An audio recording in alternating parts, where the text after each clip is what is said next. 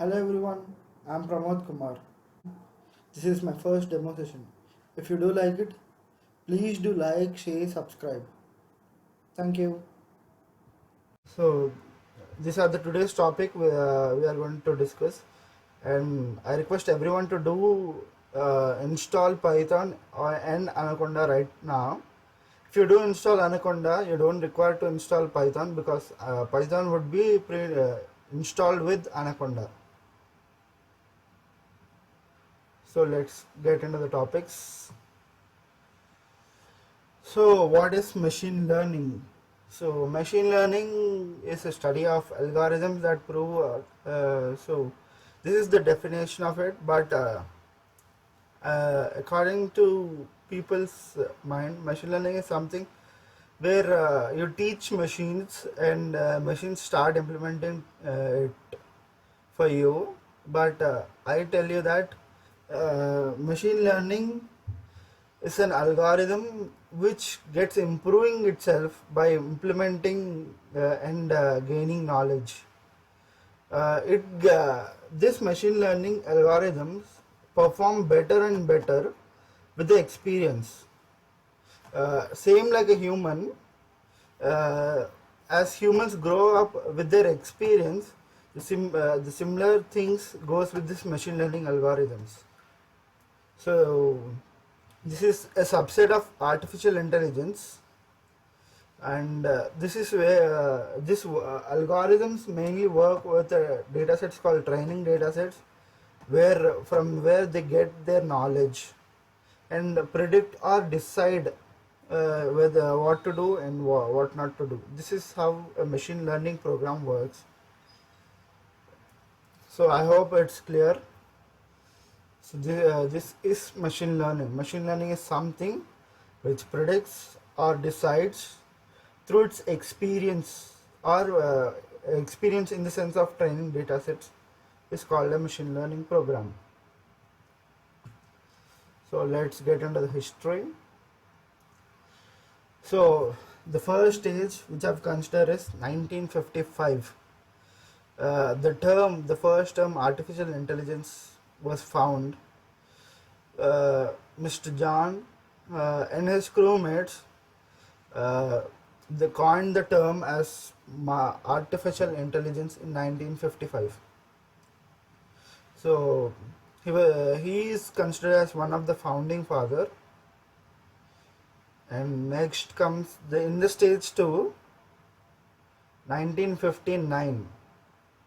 The term machine learning was coined by Samuels. He's an IBM employee with artificial intelligence and computer gaming. He designed a program which plays checkers. They observed that for the initial first 3 games, it was being defeated by the human. From then, they observed that it was taking a better move than humans. This is how they decided that machine learning programs grow up with the experience. So this was in the stage 2. Coming to the stage 3. In this stage 3, there were pattern recognitions, whereas we now call it as face recognition or line recognition or object recognition. It was started in 1960s. Nielsen has launched a book on machine learning which deals mostly with the pattern classifications and all, but it was further continued till 1970s and so on. Now also it's been continued. Maybe I guess in 2014, Facebook has launched that face recognition. It was one of the milestone for this. We'll see that in the next slides. Yeah, so let's watch the next thing. So achievements till now.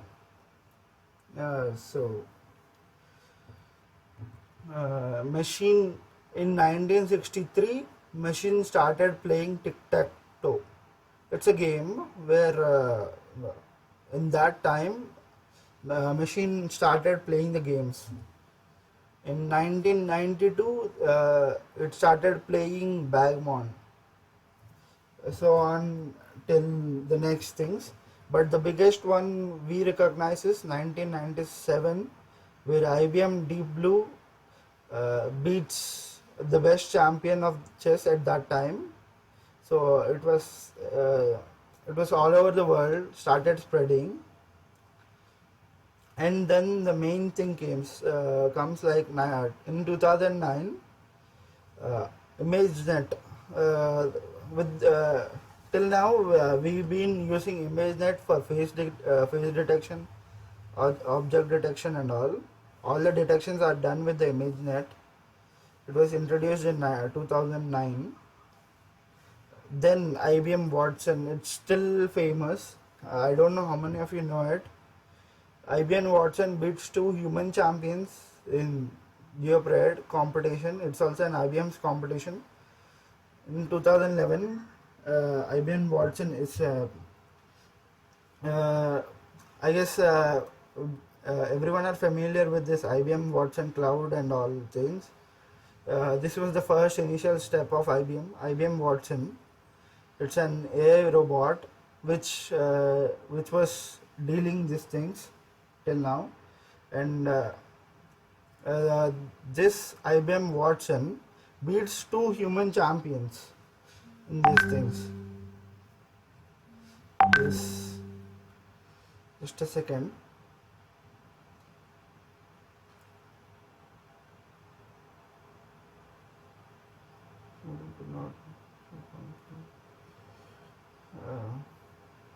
Just a second.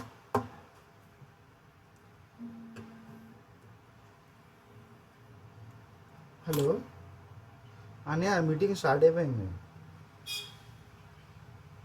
లేదు లేదు start అయింది, అందులో చెప్తున్నా కూడా నేను.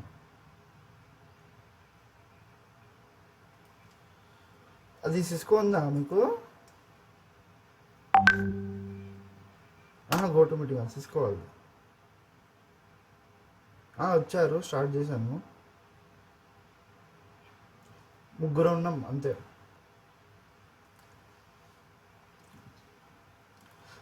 Daddy ఒకళ్ళు ఉన్నారు, ఇంకో స్టూడెంట్ ఒకళ్ళు ఉంటే చెప్తాను.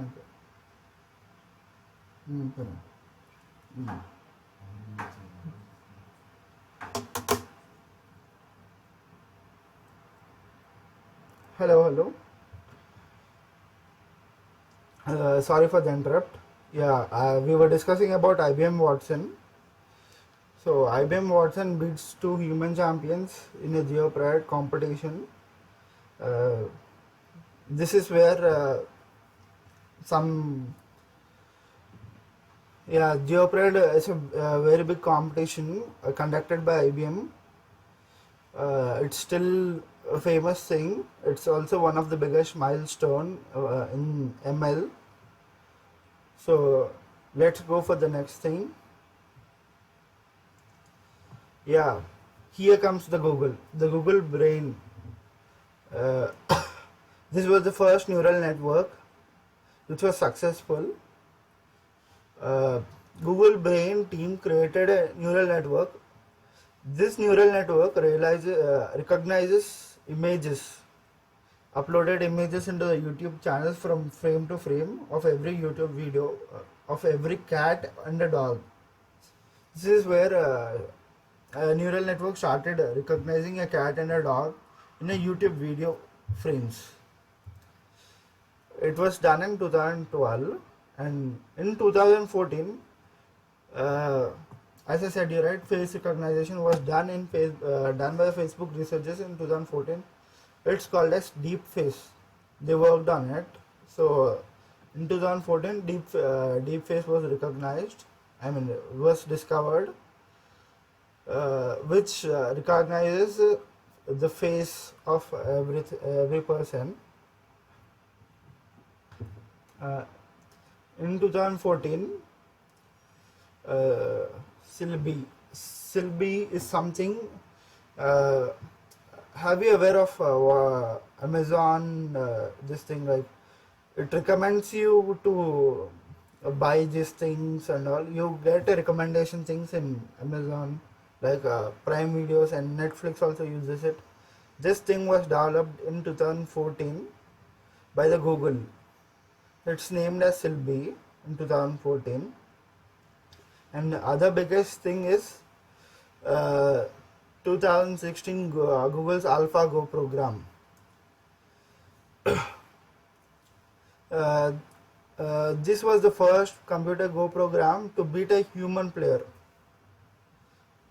So it was also been a very big milestone. And there are a couple of things like Sophia and Google's self-driving car, which I did not mention in this, but these are all the inventions which made us which made us flexible to use this machine learning and artificial intelligence. Uh, it is now very flexible right now. So I guess everyone would be implementing it because it's now very flexible, and I make sure that every person joining my course would do it easily and know the basic knowledge behind implementing. So I find many people implementing these things, but there's something which lacks in every people, that they do implement it, but they don't know how did that been implemented. What is the basic function going behind the function you have been implementing it. So that's the main reason. I'm putting this course. I find many people doing it with either mathematics or with Python programming. They don't know, if they're doing with mathematics, they don't know how to implement it with Python. The people implementing with Python, they don't know what is the mathematics behind it. According to me, everything is statistics behind the machine learning. So let's see the next thing.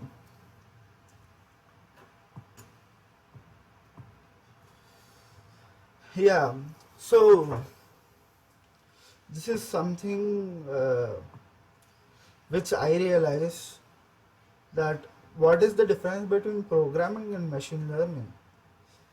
So I feel it like in computer, coming to programming, we run a Python program to the computer and give inputs to it.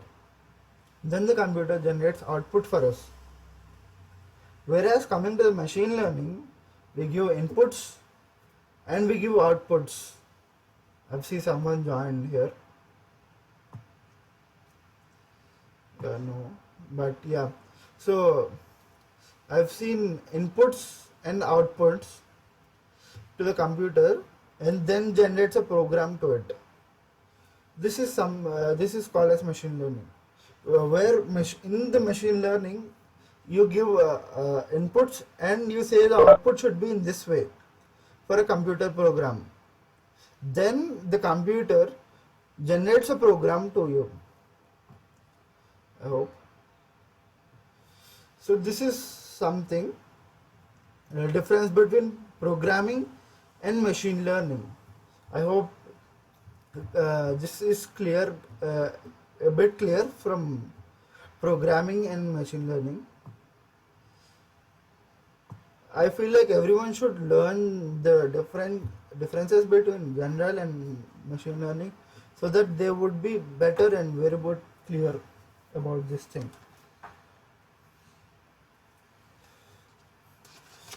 So I'm asking everyone to mute their backgrounds so that it would be better for other people to hear it.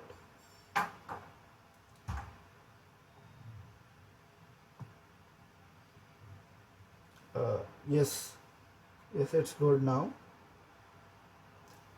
So Pranavi, welcome to you, Pranavi. So uh, let's get into the topic.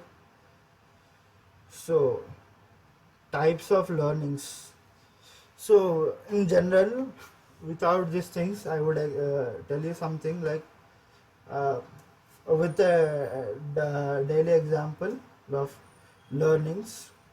So, when you are in kindergarten or until a grade of 5 or 6 or 10, teachers start guiding you, and they would be teaching you, and they would be monitoring you whether you've been doing it right or wrong. This is the stage 1. And then coming to the stage 2, when you graduate or in the graduation, you would be learning by yourself. uh, Teacher would just give you topics or just brief it, but it's your duty, and you who have to learn the things. This is the second phase of learning, where you learn by yourself. And coming to the third stage, when no one knows, when you're going to invent something or do something new, then you have to do some actions, then you get some rewards or observations. If you get a reward, then you go for another action, and then you observe. If you fail, then you observe and write it down, so that other people would not be doing it. This is how something, all the 3 phases of learning. So in machine learning, all these 3 phases are mentioned as supervised learning, unsupervised learning, and reinforcement learning. So supervised learning is a phase where uh, you learn things from a guide. You will be in supervised learning, you will be getting some guidance. So you will be classifying things as A, B, and C. Then you will be predicting either A or B or C from the given sample input. But whereas in unsupervised learning, you don't have labeled data set, so you form a cluster of things. So if you are giving a set of A, set of B, and set of C all mixed with it, then you will be getting ready with a cluster of things like uh, making making cluster of A, cluster of B, and cluster of C. Whereas coming to reinforcement learning, as nobody knows, you need to perform actions and get rewards or observations. If you get an observation, you just note it down. If you get a reward, just move ahead. This is something for reinforcement learning. In this video, we'll be majorly looking into supervised learning.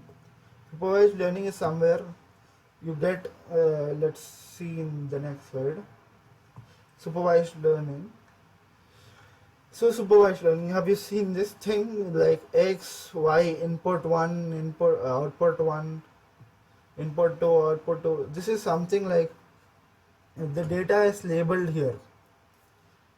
So X is the input data and Y is the output data, where we call X as independent variable, whereas Y as dependent variable, because output depends on independent. So Y is called dependent variable, and X is independent because you can give whatever value you want and just predict it.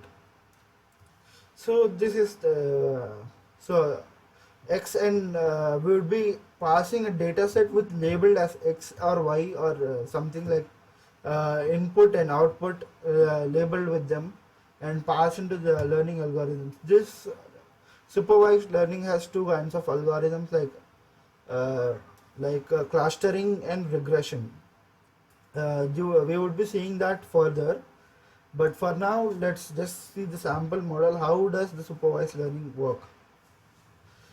So this X and Y, these are the labeled data passed into the learning algorithm.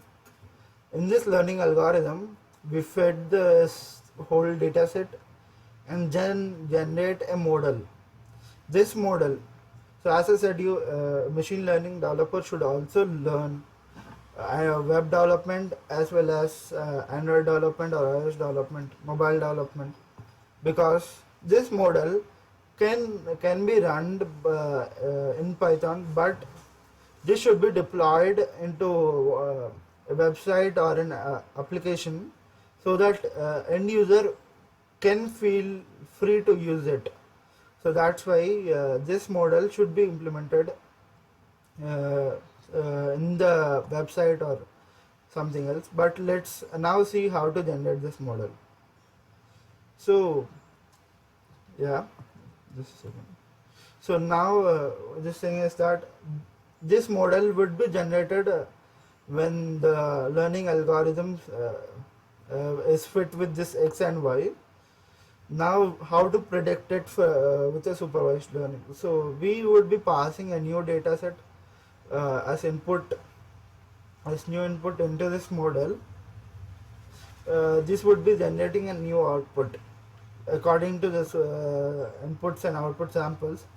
It forms a relation between x and y, generates a function in it, and then satisfy x and generate y.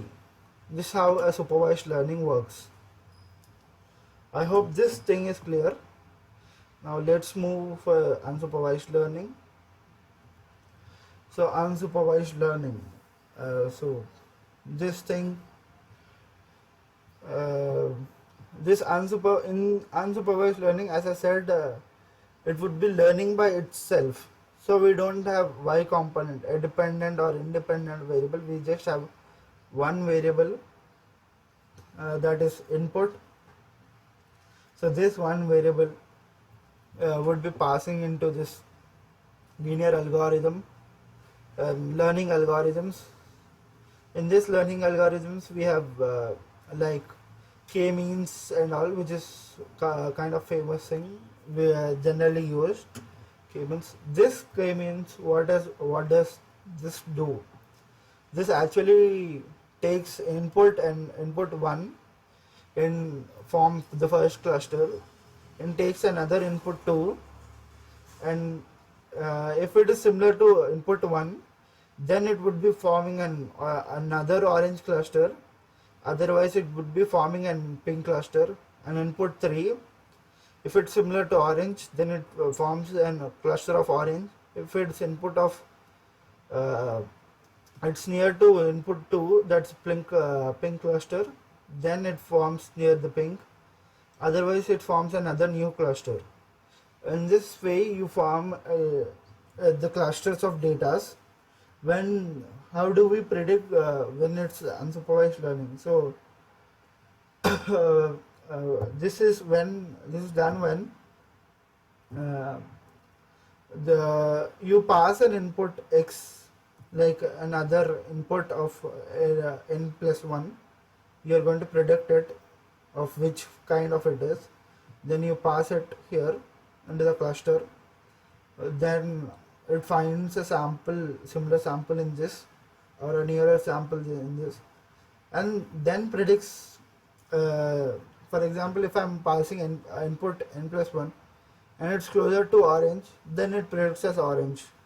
If it's closer to pink, it predicts as pink. If it is closer to green, it predicts as green.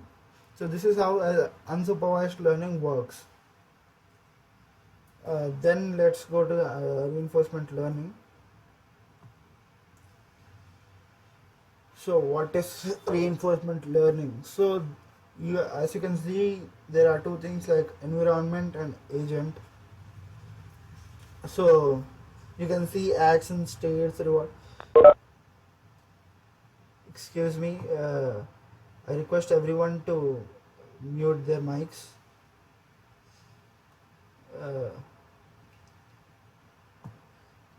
So reinforcement learning, this reinforcement learning deals with two things, environment and agent. This thing, in environment, you have the all inputs and outputs available here. All inputs and outputs available here. So in this inputs would be taken some step, and this agent would be taking some action on the available inputs and outputs in the environment where all the things of inputs and outputs are available there. Then if it moves further step towards the goal state, then this state would be considered as a reward. Otherwise, this state would be considered as an observation. And again, it would be closer to the initial stage. Then the agent again takes an action A. If it again moves towards the goal state, then it's considered as a reward. This process continues till the initial stage goes till the goal state.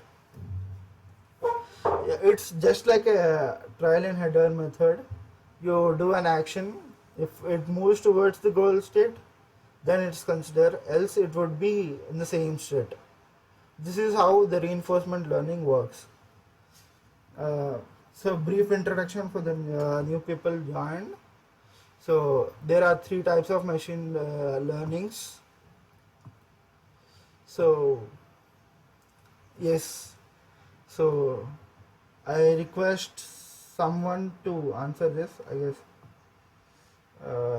Arvind, are you there? Yes. Yeah, can you describe it for us, for the newcomers who joined?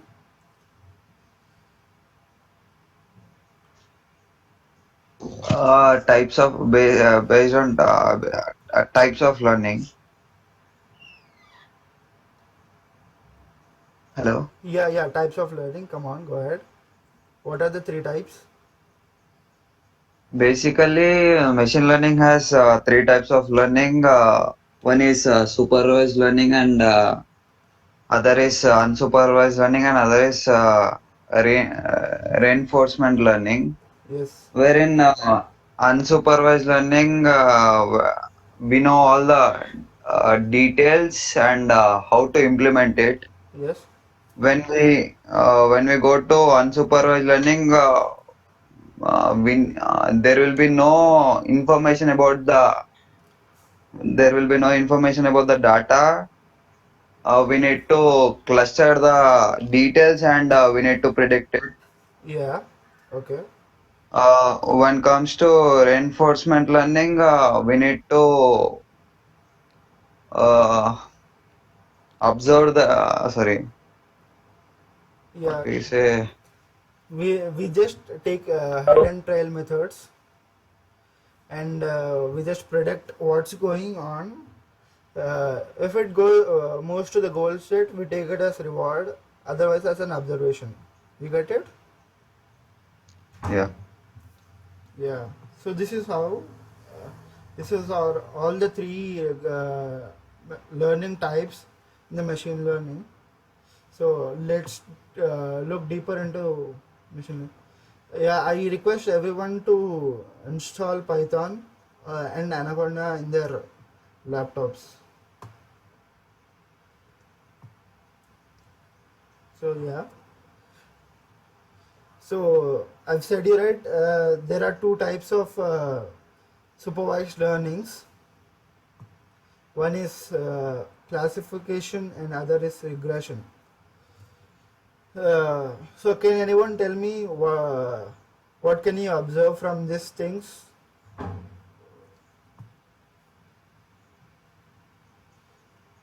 Is Pranavi? Pranavi, are you there? Yeah, okay, yeah. Yeah, can you observe, see the diagrams?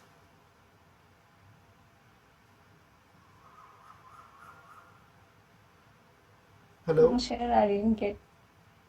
So you did not get anything. Yeah, okay. I'll just tell you what is this thing.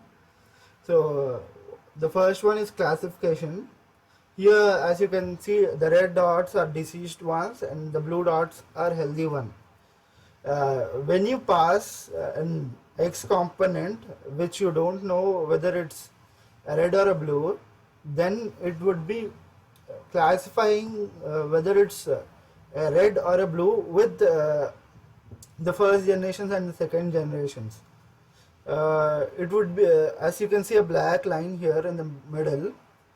This tells you the partition and the threshold value, which deals with this is a diseased one and this is a healthy one. So this is something for a data which is mixed up with disease and healthy. Whereas coming to regression, regression is a continuous data sets. This so you would be passing about x value and getting survival years.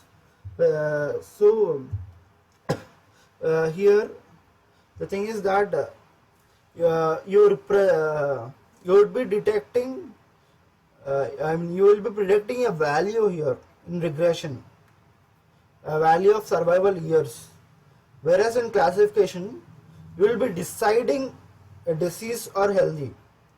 Hope you understand it. This is something where which deals with classification deals with labeling of models, and regression deals with value of prediction, the prediction of values, where as you can see this in regression there is only one dot deals with the continuous data sets. This is where we use regression. Regression is used where the data is continuous, there is no limit for it, whereas in classification we deal with decision models and all, deciding the models, so which model to be opted like. So this is also initially we would be labeling them as diseased and healthy, and then predicted, then it compares both with disease and healthy. It gets a winning ratio. By that we decide this is healthy and this is diseased. So I have just explained it in a layman language, but it's all about statistics behind it. Even regression and classification both deals with statistics. So it depends on in classification you compare both things and get a voting thing, array of votes. Then the maximum max votes, if the maximum votes are diseased, then it goes for then it would be predicting as diseased. Whereas in healthy, if the maximum votes are healthy, then it would be predicting us as healthy. In regressions, this is completely different stuff, where you will be getting a relation between survived and Gen 1, and these things would be predicted with a function called as correlation, and with that correlation you implement x in it and generate y from it. It's similar for geometrical statistic functions. Yeah, so I hope everyone have installed Python. So I need an answer. Did everyone install Python? Hello? So I'll be showing you how to implement Python. So let's see, first let's see the data sets available with us. So yeah, with our data sets, advertisements, let's see what does it contain of.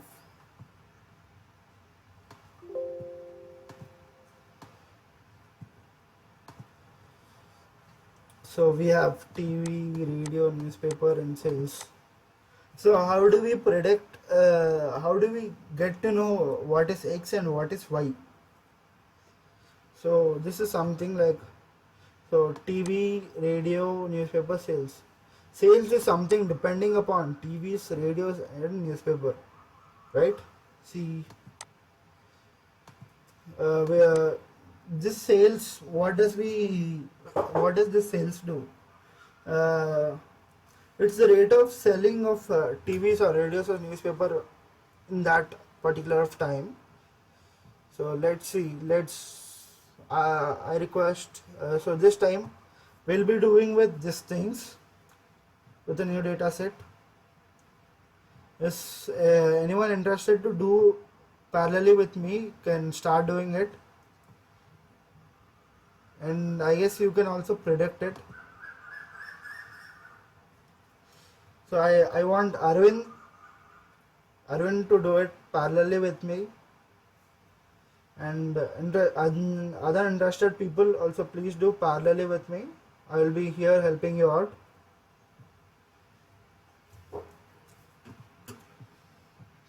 So this is the data set we have: TV, radio, newspaper and sales. Let's see. I'm starting my Jupyter notebook.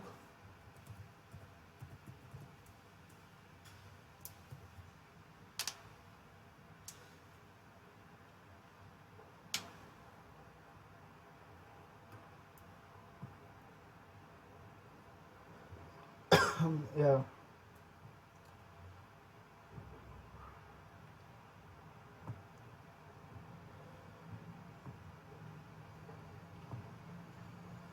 So this is my CSV file, the data sets which I have. So let's run the first one.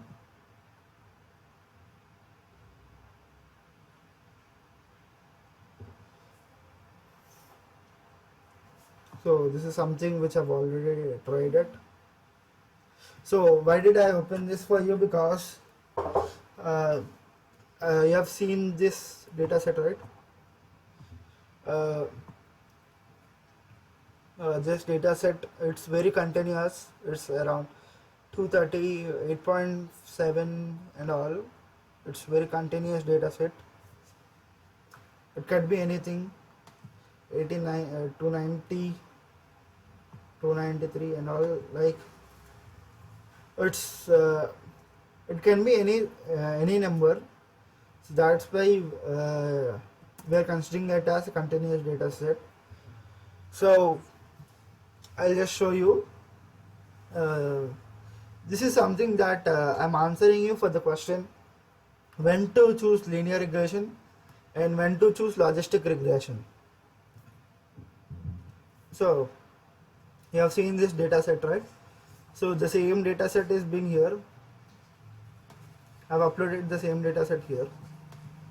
So we're performing linear regression, getting X and Y data sets, fitting it and predicting it with the same 8.5. We can do it with any number as you wish. I'm doing it with 100 this time.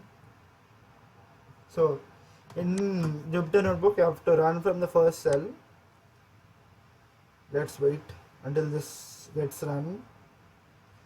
Yeah, it's been running. We are loaded. It's been predicted. Yes. Fitting it. Now we are running with it with 100. So it's 11 point something, right? So we did it with linear regression. The sales value is 11.7869, something around that. So let's see with logistic regression. Hello. We are doing it with here. So you've seen unknown label type continuous. So your data set is being continuous. So that's why logistic regression isn't working. It's a value error. So why is it a value error? Why is logistic regression not working for a continuous data set?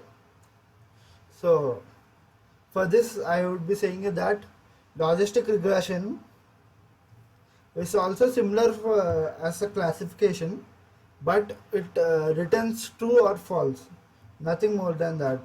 In logistic regressions we do predict with the same probability, and we have something like uh,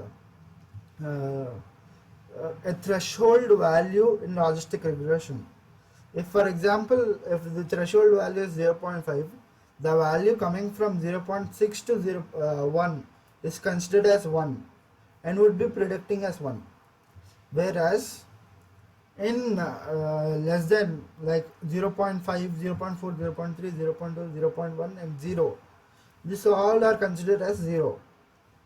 So this is the case of logistic regression. So in the previous video I've shown you with different things, right? Like package, I guess it's a package, G package. Let me see it. So yeah, this is the package. Let's see how this data type is.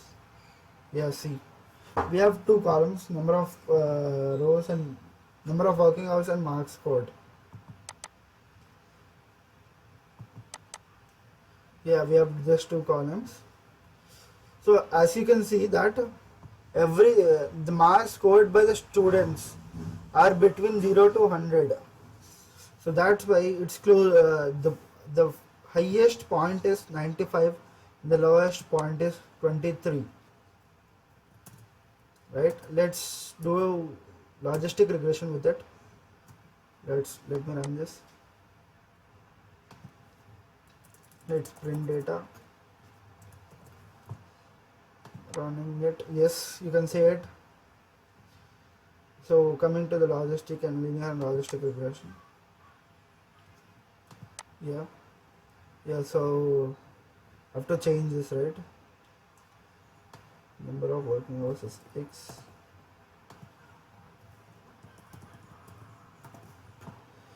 Marks scored by the students.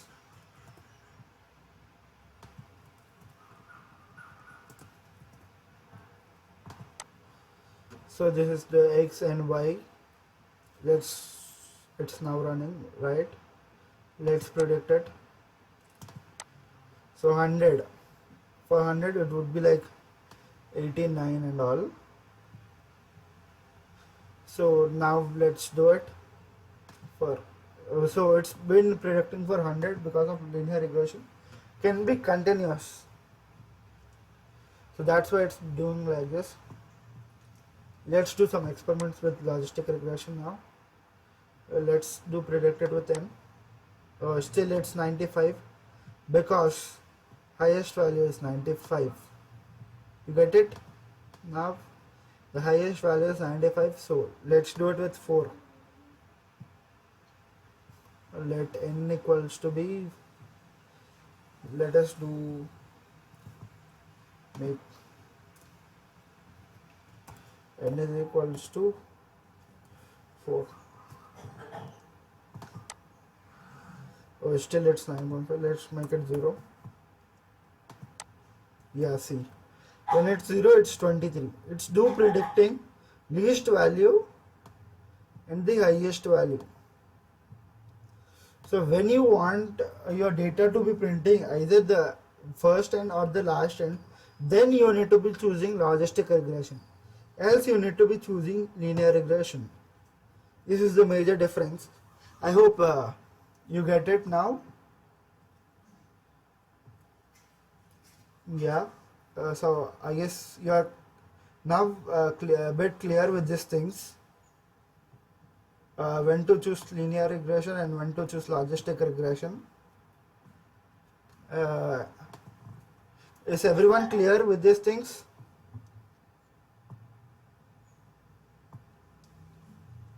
So I just need a response so that I can go forward.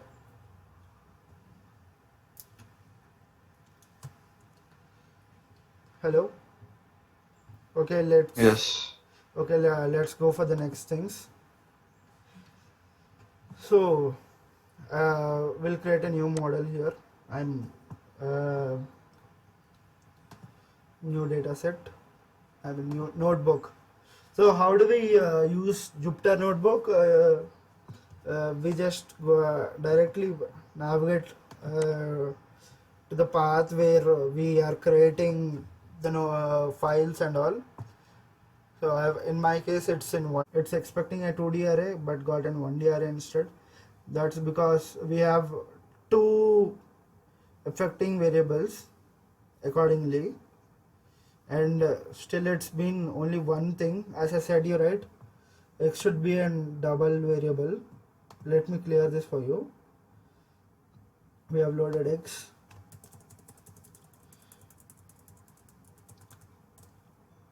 So df, we will be doing it in a regular format without iloc and all. Iloc is something which is used to access row wise.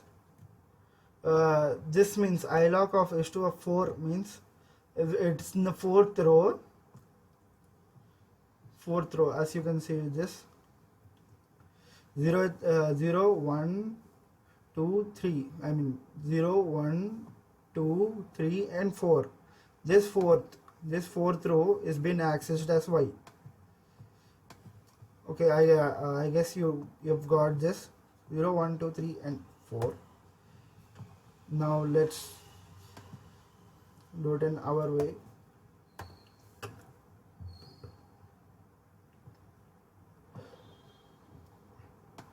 We are doing it for estimate cost and purchased, because as you can see, estimate cost is one of the major independent variable which is making dependent variable more efficient. Like it's affecting the dependent variable more.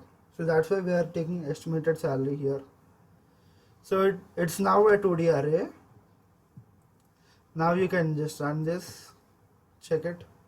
Yeah, df is not defined. Yeah, we need always in the Python notebook, whenever you open it, we need to run it from the first file, the first cell. This is called a cell. So you need to be running it from the first cell. It's taking some time. Yeah, let's wait. Yeah, it's been running now. Yeah, let's run this. We are checking if no zeros. So I've said you right, heat map. We need to draw this heat map to check which is been more affecting the dependent variable.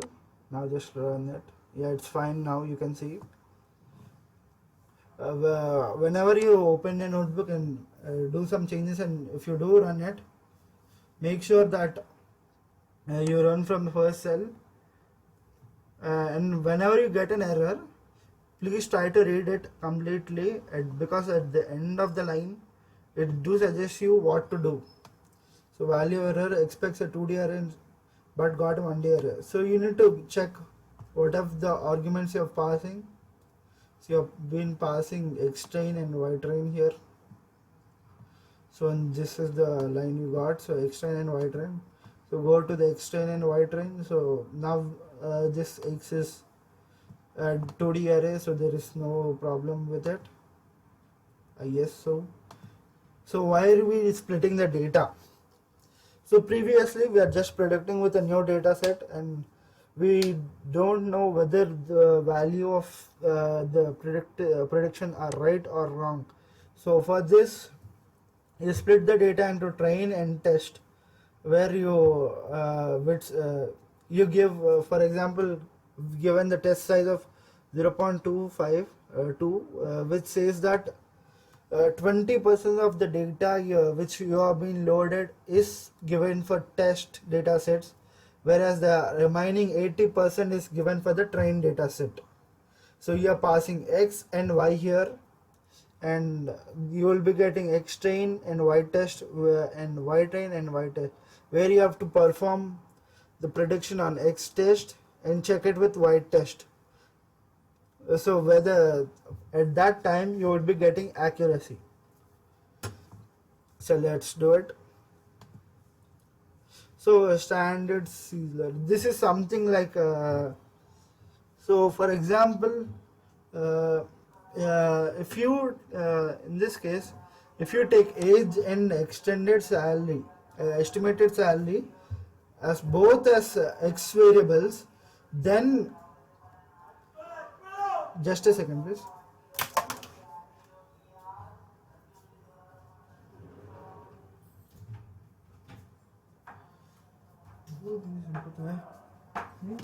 Ah. Yeah, sorry for the interrupt. Yeah, so these two variables, age and estimated salary, which are most effective things here, most effective independent variables which are affecting more on dependent variable. So this, in this cases, you may have, sometimes you may have 3 or 4, but in this example we have 2. So that's why we can take both of them and then do the predictions to make it two-dimensionally satisfied and get an array of both of things, to convert it again into this form. Here we have taken only one. We use standard scalar. This standard scalar transforms your data into a singular in a singular set of data.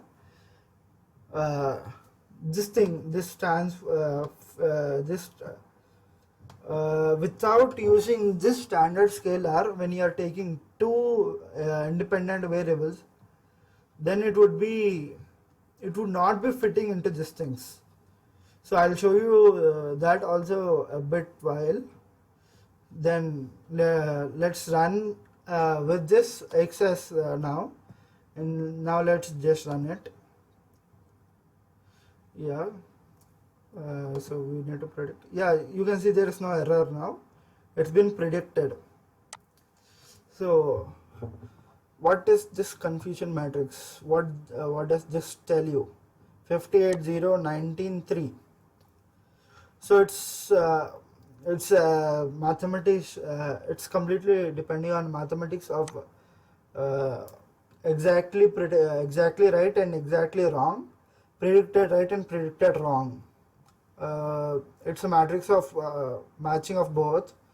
Then, so this 58 is a true positive. This 0 is contra positive, I guess. We just call it because it's this 0 indicates that how many are predicted positive which are actually negative. This 0 detects that, and this 19 detects that how many are predicted negative which are actually positive. Okay, and this 3 is how many are predicted as negative which are actually negative. This is also called as truly negative, and this 58 is also this 58 is called as truly positive. So this 58 is which are actually positive and predicted as positive. So this is mathematics. Now let's see the accuracy here. Let's just run it. Yeah, see, this is the accuracy. So what is mean accuracy and what is standard accuracy? So for everything, it cross validates and generates a list of accuracies of every estimation of X train and Y test. So I'll print and show you what is accuracies.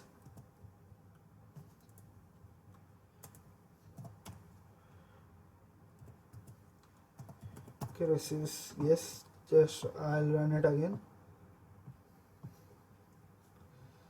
Yeah, let's see. Yeah, you can see a set of accuracies like 0.6, 0.62. Yeah, so this is accuracies, and this is the mean accuracy. This is standard deviation accuracy. STD stands for standard deviation accuracy. So this is completely of mathematics. You can print all the mathematic function outputs with Python, but still you need to know what is what and what is the function behind it and how are they working.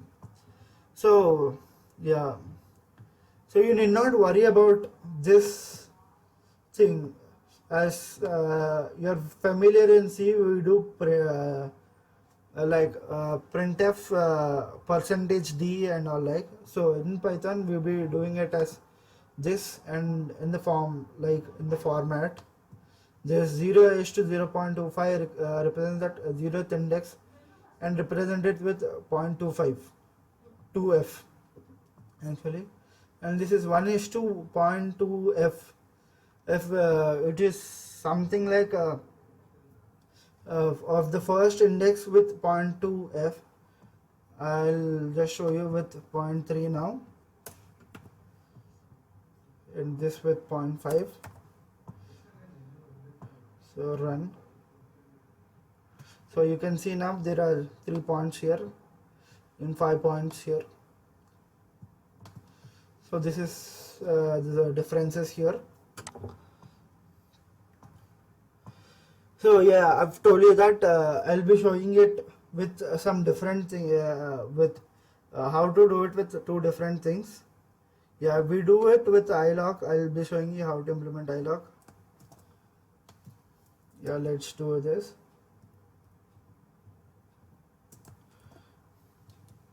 Yeah, so it's 3 now. So when you are passing two variables, you need to pass it with an array.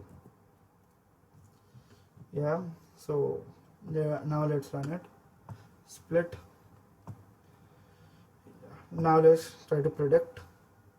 Yeah, it's been predicting. So this is how you do it. 57, 1, 21 and 1. So this is used for transforming data into similar set, but for 2D and all also it would be working fine. So this is the major difference. Now let's see what happens if standard scalar is there.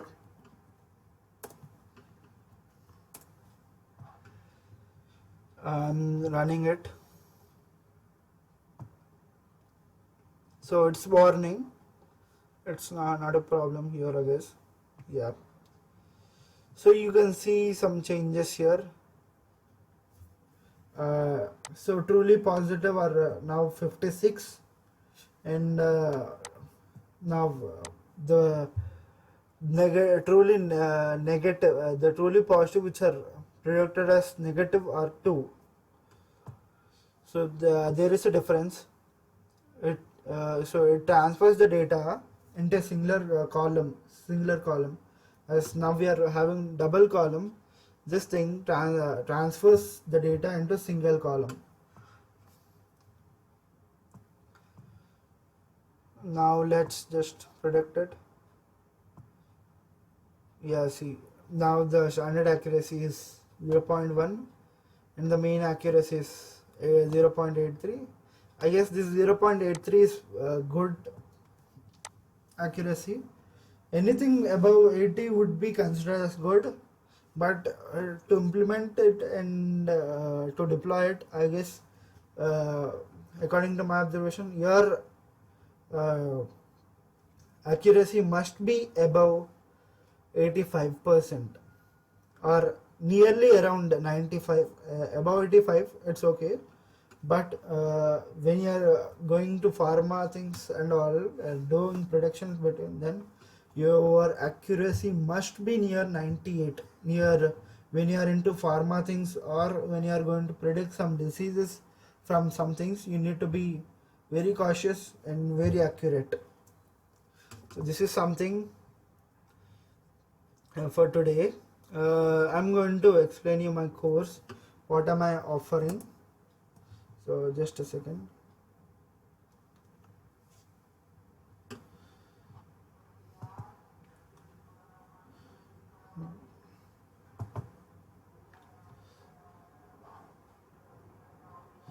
Yeah, just a second, please.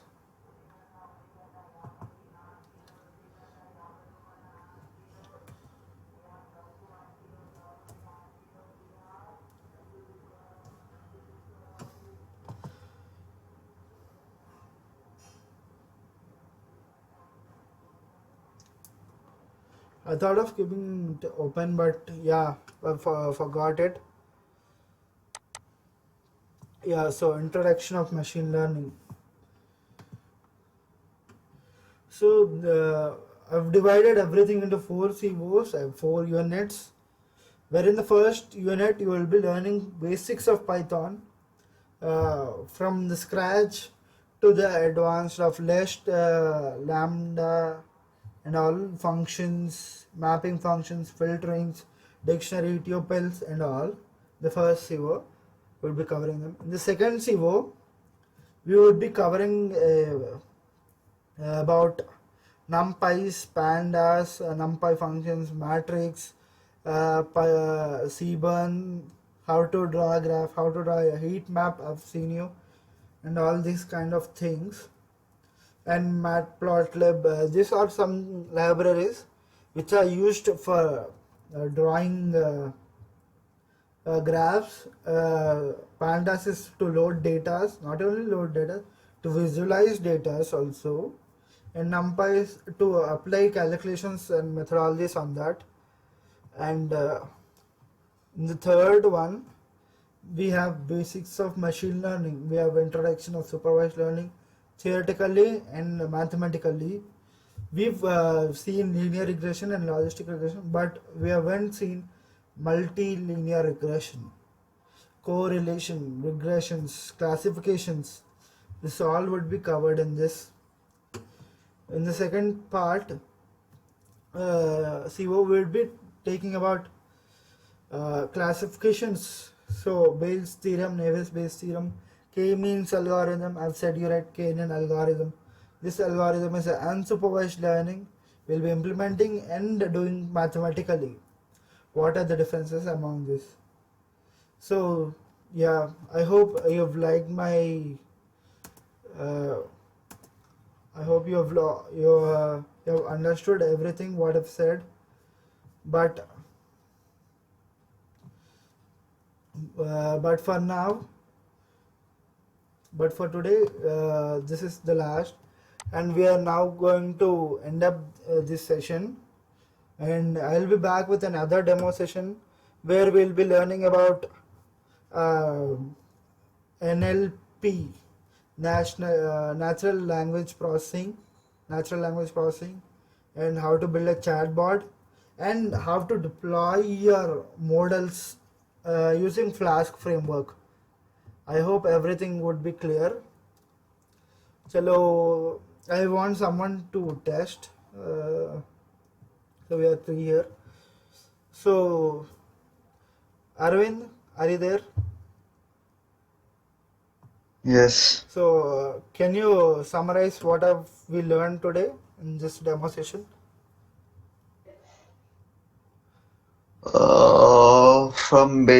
First, basically, we learned what are the types of machine learning, and the next we move how the types of machine learning works. Yes. The next implementation of data set, Yeah. how to predict it, and how the graphs works, Yes. and how to train a data set. Yeah. Yeah. This is, How do you feel? Do you feel interesting? yeah, it's interesting. So from the next session, we are going to learn how to implement Flask. Uh, Flask is a micro framework of machine to implement machine learning. Why was Python more used in this field and era, and why is Python that famous? Because Python can implement machine learning and as well as web development. This both this machine learning, which we have been developing these models, right? These models can be directly pushed into this flask, and then from there we can deploy our things. So I'll be showing you there. Uh, uh, Arvind, can you please mute it? Yeah. Yeah. So in the next demo session, we are going to see how to build a chatbot without any API. We are just using Python programming. It's damn very simple. It hardly takes half an hour, I guess. Not even half an hour. It's the time you build up the UI. The backend would be very simpler. And next, we are going to see how do we run a Flask function. Yes, for the next demo session, we are going to see about web and deploying AI into web. So I am going to release the date soon when we are going to release the demo session. Yeah, fine. Thank you for the demo session. Goodbye. Goodbye. I hope everyone is good and interesting. Waiting for the next demo session. Thank you. By this, I am ending the session.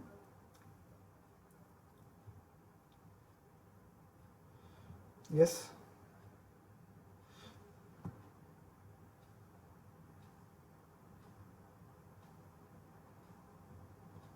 So thank you all. Bye.